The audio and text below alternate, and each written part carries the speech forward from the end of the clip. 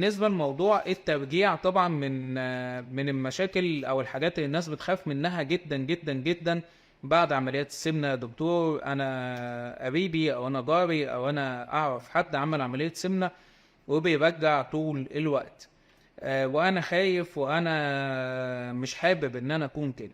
الحقيقة طبعا قصة ان يحصل ترجيع مستمر بعد عمليات السمنة ده احد المضاعفات اللي بتحصل بعد عملية، يعني ده مشكلة في العملية لكنه مش شيء طبيعي. يعني الناس الطبيعية مش المفروض انهم يرجعوا خالص، مش المفروض ان يبقى فيه ولا مرة ترجيع بعد عملية غير مثلا مرة او مرتين داخل المستشفى نتيجة للبنج. فلو حصل ترجيع مستمر طبعا بنحتاج ان احنا نعمل اشعة او نعمل منظار عشان نشوف شكل المعدة ونشوف ايه سبب الترجيع دون وازاي ان احنا هنتعامل معاه. لكن نسبة الناس اللي بيحصل لها ترجيع مستمر بعد عملية برضه لا تتعدى 1 أو 2%. الأغلبية مش بترجع خالص بغض النظر عن حجم معدتهم.